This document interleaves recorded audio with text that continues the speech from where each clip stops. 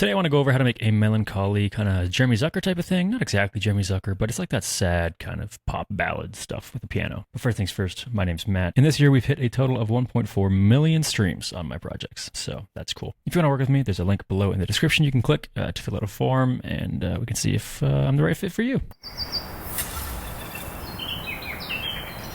So everything starts with this piano. It's a Spitfire Labs piano. It's called Intimate Piano. And it's just got a bit of processing here, a bit of fresh air, a bit of EQ. This is the EQ curve we've got going on. Notably, I duck at like 122 because it is pretty boomy, but you'll hear that.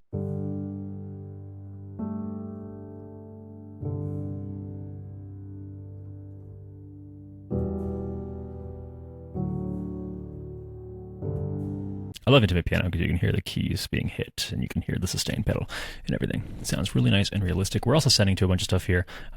Just for reference, I have a room, a plate, a hall, and then I've got a slap delay, tape delay, and a throw delay. But anyway, just keep that in mind. If you see any levels here sending, that's what I'm sending to. So I call this section the intro, more or less, and then there is a verse here. Verse is very basic, it has a bit of piano. It has this little ear candy thing. I've got a little section for ear candy here.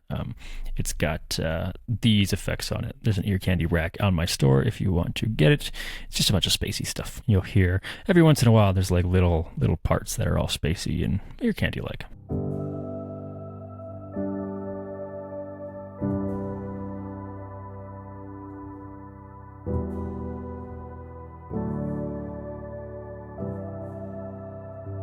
So there's that little part, only plays there, nowhere else, it's just in the beginning.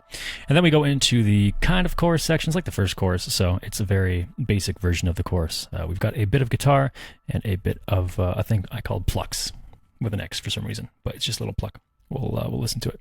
Here's the guitar. This is an acoustic guitar that I DI'd into an amp, this little amp right here. Yeah, that's why it sounds kind of a little weird, a little bassy, a little kind of maybe full-ish. Sounds like it's made out of wood. Then we go into an RC, then we go into an auto pan, an echo boy, and some shimmer. Basically just, we want space. So next I have this little pluck here from Pigments. It's just the Trap Lord preset, and it goes through a spring, some stereo touch, which is like, I don't know, I never use this plugin, crystallizer and some transit, and it sounds very interesting.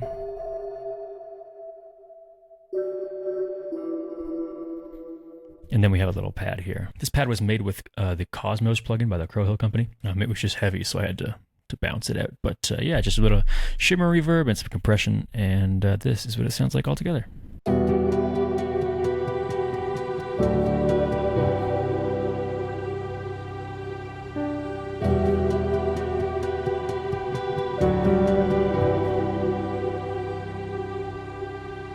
And of course, there's a little bit of a hi-hat here that kind of comes in every once in a while. Next half of the chorus is the same thing, but we have a little bass. Bass is made with BX Oberhausen. It's this Africa bass, and then we've got a low-pass filter on here just to filter out the highs.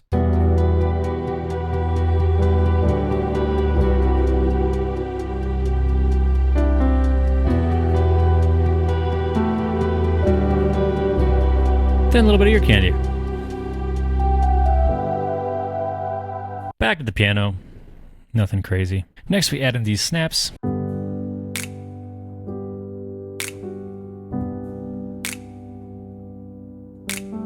And we've got a little bit of ear candy here with the Dusty Felt plugin. It's just prototype Dusty Felts, RC20, and some shimmer. A lot of shimmer on this track.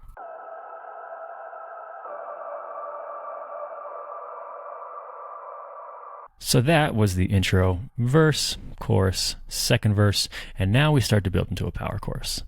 So to do that, we have a little bit of a cello.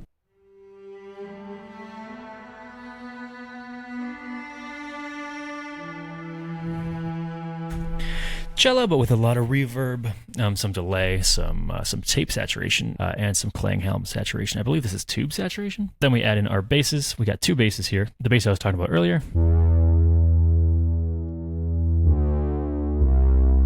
And another secondary bass that's a little more rhythmic. Just listening to that, it sounds like a rave song. And then we got our pads. This pad, and a secondary pad that I used Serum for.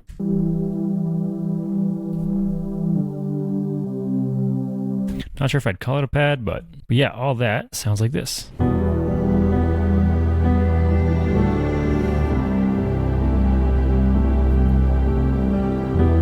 Very nice and full. That bass does a lot for the low end, which makes sense because it's a bass. But then for our percussion, we go back into a snap and some hi-hats.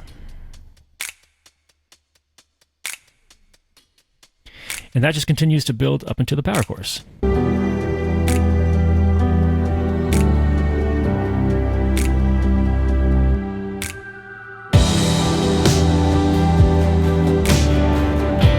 So, big ol' power chorus. What's going on here? Well, we'll start from the bottom up. We have this little ear candy. Analog Lab, some stereo, some spring delay, and some CLA Epic, which is kind of a cool plugin for ear candy. Just got a bunch of effects baked into it. Then we stick with our cello, we add in our plucks, and we add in some DI'd acoustic guitar.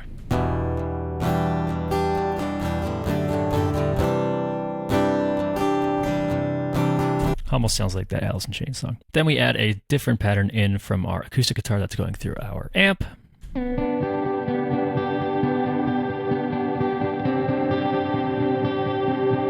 Now, the reason these two parts are different is because the first pattern plays a minor sixth, plays an E minor, and that minor sixth doesn't resolve perfectly just because of that seventh note. So I needed something that's going to resolve and sound a little more harmonically together for that power chorus, because I want it to be big, I want it to be full. So we switch over to this instead, which is just playing a G and an inversion of C afterwards. That's like the theory behind it anyway. Next up, we add this electric guitar, which is an Amplitude 5 preset. This is what it looks like for those who care, and it sounds like this.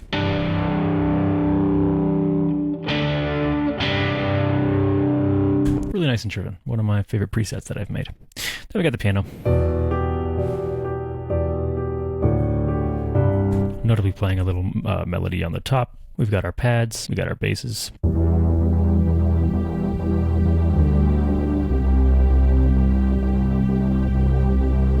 then for the drums, we got some toms. We got some loops. We got some more loops. We got some crashes. More crashes. And then we've got our standard loop over here with the hi-hats and the perks and the snaps and the punches and the snare layers and all that stuff. So you put that all together and it sounds like this.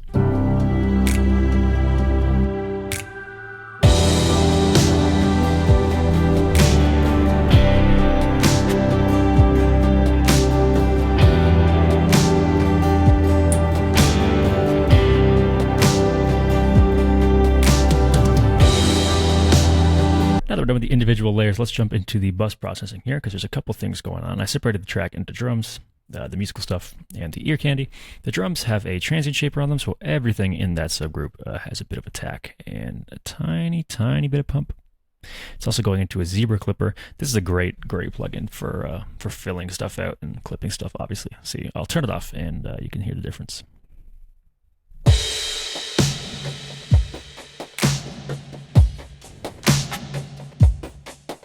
Into our musical subgroup, we've got the oxide tape recorder just for some color, and we've got a bit of Pro MB for some multiband stuff. Typically on a subgroup, I'll do somewhat slow multiband compression. The attack is kind of medium, but the release is quite slow, so you'll see it comes up real smooth and real slow.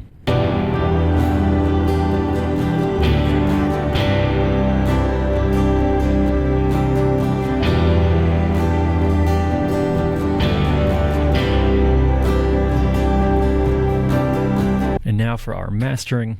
This is the greatest part, honestly. We've got some Pro MB here, just typical. It's split into 5 bands. It's for some airiness, some high mids, some low mids. Definitely a lot of control around these low mids. That frequency to me kind of like chokes you a little bit, so I like to control it. And the lows, which are powerful, powerful lows. Next up, we have a new plugin that just came out, the SPL Machine Head. This thing is crazy. I'm going to turn it off, and then I'll put it on, and you'll see how crazy it is. So, with it off, and then on,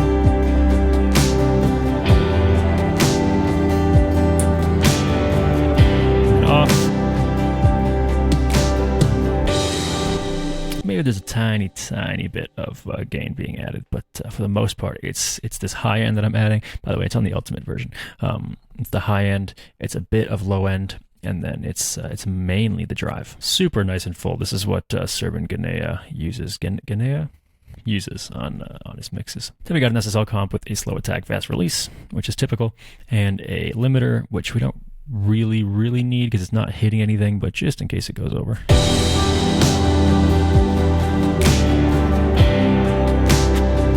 Probably could limit those hits a little bit, but I'm not really too bothered because it's not going anywhere. It's just for a YouTube video. But yeah, that's it. That's how to make a somewhat sad, melancholy pop ballad. And again, if you want to work with me on something, just go to the description, fill out that form, and I'll get back to you. Goodbye.